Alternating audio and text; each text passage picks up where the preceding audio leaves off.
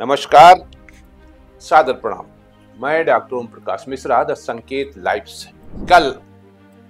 कल का मतलब 20 जनवरी भारतीय समय के अनुसार 10 बजे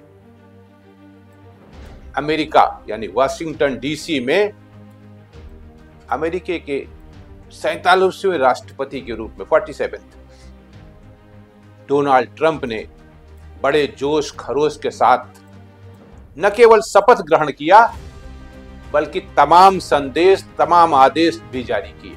हम लोगों को उनके बारे में बहुत ज्यादा चिंता करें या न चिंता करें, इस बात पर तमाम तरह की बहसें चल रही हैं और उस बहस का मुख्य कारण यह है कि उस भीड़ में दूर दूर तक भारत के प्रधानमंत्री नरेंद्र मोदी जी नजर नहीं आए। और उसका कारण था राष्ट्रपति ट्रंप ने जो ये कहा करते थे कि Modi is my best friend, उन्होंने उनको आमंत्रित नहीं किया था। इस बात से हम सबको पीड़ा है।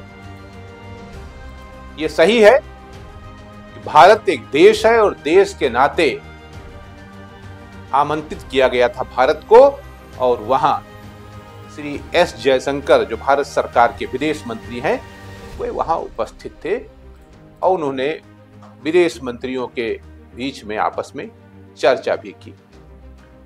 डोनाल्ड ट्रंप को लेकर तरह तरह के कयास लगाए जा रहे हैं।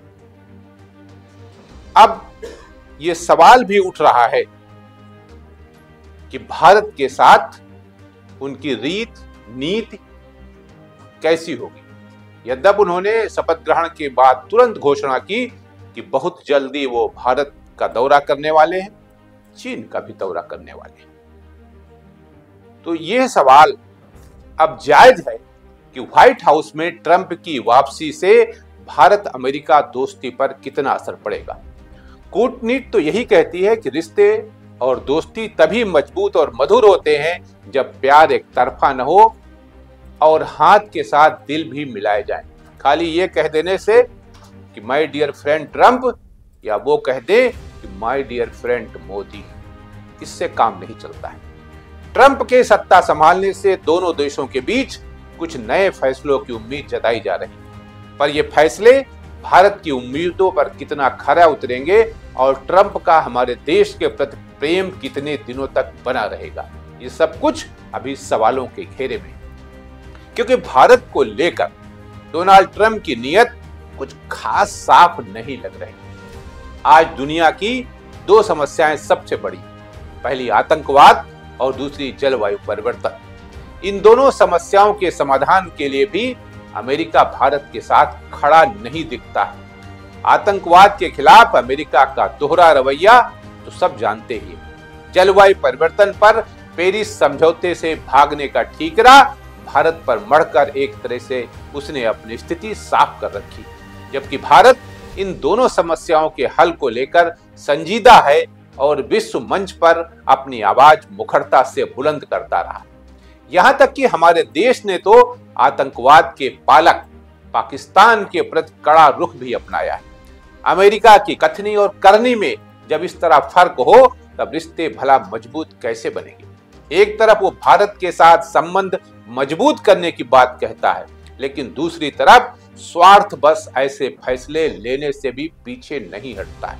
हम सब जानते हैं कि डोनाल्ड ट्रंप राष्ट्रपति होने के साथ साथ एक बड़े व्यापारी हैं, एक बड़े व्यवसायी हैं और उनकी सोच का दरिया व्यवसाय के इर्द गिर्द ही घूमता है, जो भारत के हितों के खिलाफ भी हो सकता है।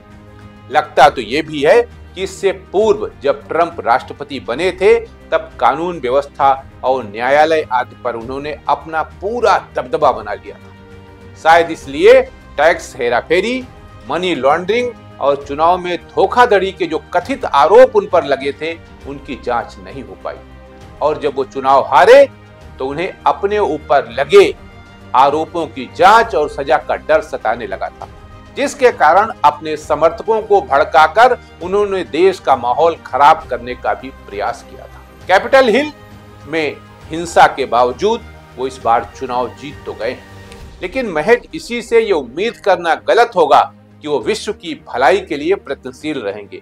वो अमेरिका के हितों को ही आगे बढ़ाएंगे, इसमें कोई दो राय नहीं, फिर चाहे इसके लिए किसी अन्य देश की बलि ही क्यों न लेनी पड़े। हम जैसों को तैसा की तरफ काम करना होगा। ये सही है कि अमेरिका में एक नए युग का आगाज हो चुका है, लेकिन ये आगाज किस अंजाम तक पहुंचेगा, ये सोचना होगा, समझना होगा। आज के लिए इतना ही। नमस्कार।